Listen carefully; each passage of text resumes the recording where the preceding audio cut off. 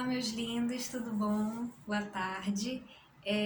Falaremos hoje a respeito dos pronomes pessoais oblíquos, né?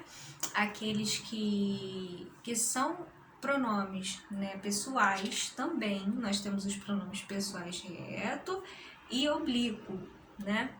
Esses pronomes oblíquos que nós vimos também naquele quadrinho, né, eles têm uma função sintática dentro da oração, tá? Lembrando, né, que os termos da oração, eles exercem funções, né? Nós sabemos que os substantivos, os adjetivos, advérbios, pronomes, né? Eles podem exercer a função de sujeito, por exemplo, né? Nós sabemos que os substantivos, os pronomes, os adjetivos, né, também podem ter a função sintática de objeto, né, estando numa posição pós-verbo e ainda sendo o complemento desses verbos, e a gente sabe que os verbos também podem ser classificados, né, como transitivos, como intransitivos, transitivos diretos, transitivos indiretos, acompanhados de preposição ou ausentes de preposição. Então, todos esses termos dentro de uma oração, eles vão assumir uma função sintática. Só que na língua portuguesa, né, na norma padrão da língua, nós temos algumas regras que nós aplicamos na norma padrão. Engraçado que isso não acontece muito nas variações do português, né? Que é o caso desse pronome pessoal oblíquo assumindo uma função de complemento verbal, de objeto, né? De objeto, no caso, tá? Normalmente, né, na nossa fala, nas variações do português, na fala coloquial, né, na fala informal, nos discursos formais, nós utilizamos o pronome pessoal reto no lugar do pronome pessoal oblíquo. Mas na norma padrão a regra é diferente, né? E a gente precisa saber como que a norma padrão trabalha o uso, né, desses pronomes enquanto objetos. Então, lá na página 72, nós estamos lá na página 72 do livro e tem o título, né, pronome pessoal oblíquo, né? Oblíquo como complemento verbal.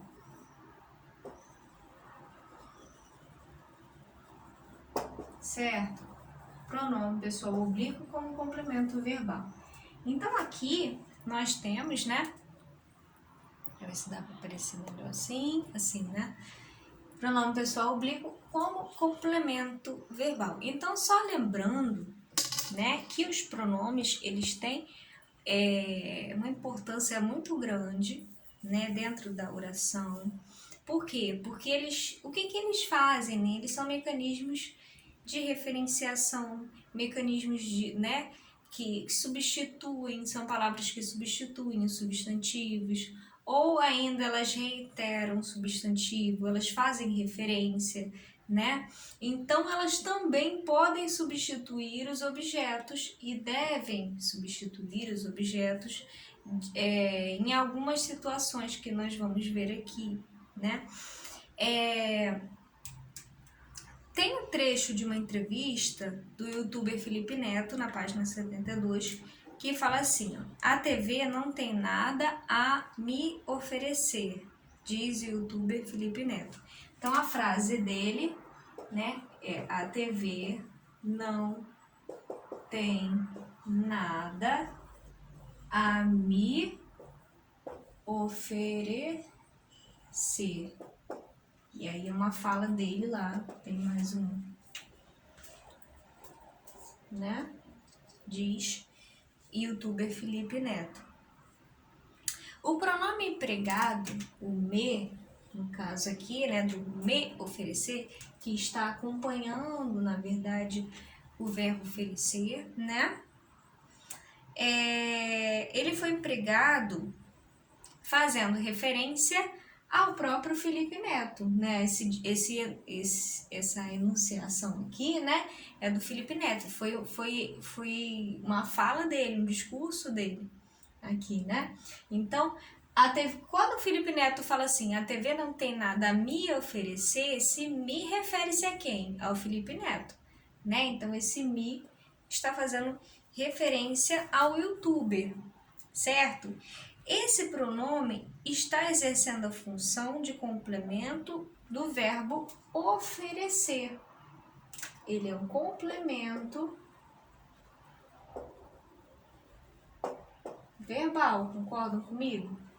Oferecer, né? Me oferecer, no caso. Esse pronome me está exercendo a função de logo, né? Já que ele é um complemento verbal, ele também eu posso dar um nome de objeto, certo? Lembra dos complementos, né? Complementos verbais, objeto direto e objeto indireto. Agora, se eu for pensar aqui, né? Fazer uma desconstrução dessa oração, né? É a mesma coisa que eu disser assim, ó. A TV não tem nada a oferecer, grosso modo dizendo, oferecer a mim, né? Oferecer a mim. Esse a aqui eu entendo que ele é uma preposição, né? Esse me aqui eu posso substituir pelo mim, né? No caso aqui, se eu fosse fazer essa desconstrução, essa inversão, que também é o caso, né? O pronome. Logo, sendo um verbo, né? Transitivo indireto, porque ele pede essa preposição que está aqui, né? Tá fora de ordem aqui, mas é a preposição a, né? Oferecer a ou oferecer para, né? Quando quem oferece alguma coisa a alguém. Ele é ainda bitransitivo, né? Então aqui você tem um objeto né? Um objeto que está na sua roupagem de pronome. Ele aí é um pronome que serve como objeto indireto. Então ele não é apenas um complemento verbal, mas como ele também é um objeto indireto, por conta da preposição aqui, o verbo oferecer, que é bitransitivo. No caso aqui, ele não tem nada a me oferecer. Ok? Os pronomes pessoais oblíquos estão associados a um verbo, né? Podem exercer a função de objeto direto e indireto. Então, o que eu posso constatar em relação a isso? Em relação aos pronomes pessoais oblíquos, né? Eles podem exercer a função, se eles funcionam como complementos verbais, né? Eles podem exercer a função de objetos que podem ser diretos ou indiretos, ok? Isso vai depender do verbo, tá? Se o verbo for transitivo indireto, obviamente o objeto vai ser indireto, o pronome vai ser um objeto indireto no caso, acompanhado por uma preposição, lembrando disso, né? Se o objeto for direto, obviamente o verbo vai ser transitivo direto, né? E a gente classifica dessa forma, ok? Ainda no trecho da fala do Felipe Neto, na página 73, a gente tem lá o Felipe, que aparecerá no palco. No entanto, pouco lembra o personagem carrancudo que o tornou popular. Olha o "o" também aí, funcionando como oblíquo, acompanhado do verbo. Que, né? Que o tornou popular. Esse "o" aqui funcionando como objeto do verbo tornar, certo? Que o tornou popular, ok? Já esse aqui, né, esse objeto, ele é um objeto, esse pronome oblíquo, ele funciona como objeto direto, né, já que tornou, né, quem torna-se algo, né, ou alguém, né, algo que tornou, que o tornou, né, no caso aqui, funciona como objeto direto, certo? No caso aqui. Outro trecho do youtuber falando assim: quanto mais medo tenho de fracassar, maior eu sei que é o desafio e mais vontade eu sinto de vencê-lo. Mais vontade eu sinto, mais vontade eu sinto de vencê-lo, relacionado ao desafio, né? E aqui esse o relacionado ao youtuber Felipe Neto. Aqui vencê-lo, né? Esse lo relacionado ao desafio, né? Quanto mais eu tenho vontade de fracassar, mais eu sei que o desafio, mais eu sei que é o desafio e mais vontade eu sinto de vencê-lo, né? O desafio, o medo, né? Desafio, no caso, sentir pânico de fracassar. Então, aqui, esse verbo vencer, né, está acompanhado do pronome oblíquo lo, né? No caso aqui, o, né? Nessa posição, eu sei que ele é substituído, né? O e, né? No caso, o r, né? No caso aqui, é substituído pelo l, né? Em posição enclítica, né? A palavra que substitui o pronome exerce a função sintática, né, de objeto direto. Vencer algo, vencer o medo, vencer o desafio, né? Funciona como objeto direto. Alguns, né, dos pronomes oblíquos têm função fixa. Outros têm função variável, dependendo do verbo que complementam. Observe o quadro a seguir, no quadro a seguir, os casos mais importantes dessa distribuição.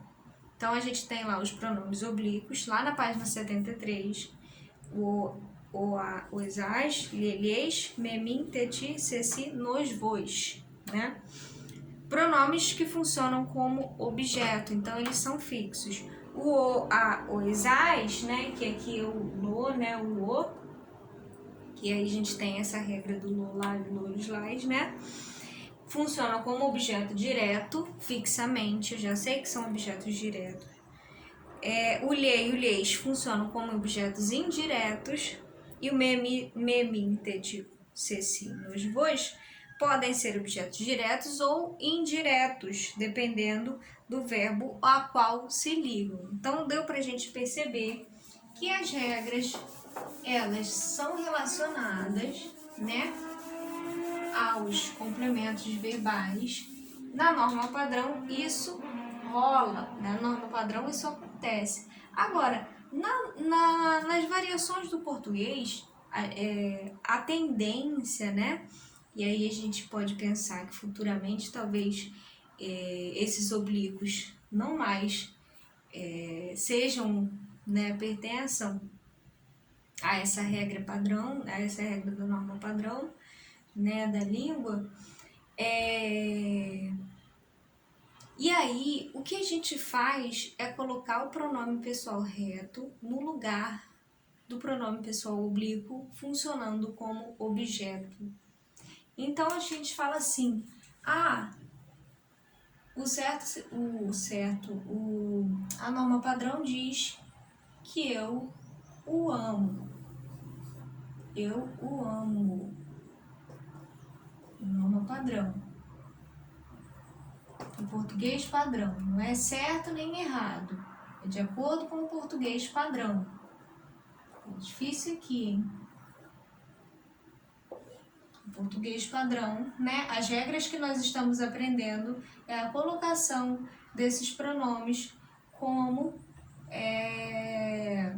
como objetos, né? Aqui eu sei que esse o é um pronome que relacionado a alguém, né? É um pronome que serve como objeto direto, porque eu sei que o, a, os as funcionam como objetos fixamente, como objetos diretos, tá? Só que na norma, nas variações do português, né, nós temos, né, na linguagem formal, normalmente a gente fala eu amo ele. E aí a gente coloca o pronome pessoal reto, funcionando como objeto, funcionando no lugar do pronome oblíquo. Não é assim que a gente fala, eu amo ele, ou eu amo ela. O amo ela ainda dá uma certa, né, uma certa até ambiguidade também, porque você fala assim, eu amo ela, você não sabe se a pessoa tá falando que ama ela ou se é a moela do frango, né? Eu vi ela, se é a visão de alguém, de alguma pessoa, ou se é uma viela, que é uma via pequena, né? Então tem esses casos aí. Mas isso acontece na linguagem informal, né? No português coloquial, português brasileiro, né? Eu amo ele, né? Ok? E aí a gente tem, né, essa forma aqui e mais outros exemplos que nós temos, né, das variações do português que nós utilizamos tanto, a gente quase não usa essa forma aqui, eu a amo, né, deixe-me vê-lo, né, a gente utiliza mais o você, me deixa te ver, né, enfim, né, a gente não utiliza muito essas a norma padrão, né? Lá na página 74, nós temos assim, veja alguns exemplos do emprego do pronome oblíquo em frases. Então tem, gostei do tênis, por isso comprei-o. Todo mundo fala assim, né, gente? Só que não, né? Gostei do tênis, por isso comprei. Você chegar assim e falar para um amiguinho, para o coleguinha de vocês, comprei-o, né? Esse o funcionando como objeto direto aí no caso, né? Sendo que o verbo comprar é o verbo transitivo direto. Devolvi-lhe a caneta. Funcionando esse lhe aí, funcionando como objeto indireto, né? Devolvi-lhe a caneta, verbo bitransitivo. A caneta, objeto direto, e lhe, pronome, funcionando como objeto indireto. Então, eu tenho aí, ó. Comprei-o,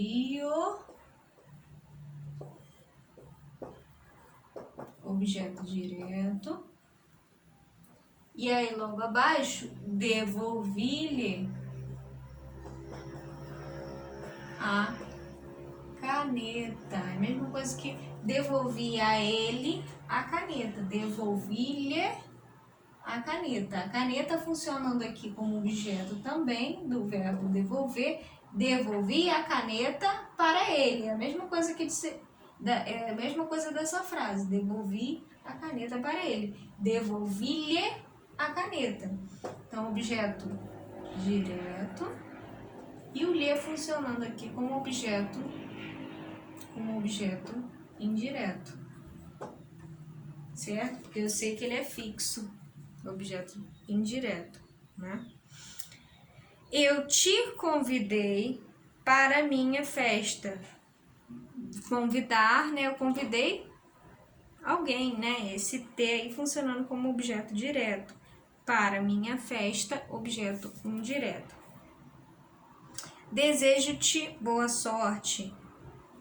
Boa sorte funcionando aí como objeto direto. E o T, desejo te, né? Esse T funcionando como objeto indireto.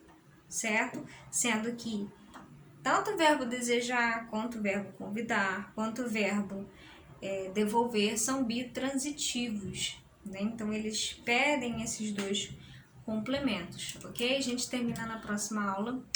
Beijos, tchau, tchau.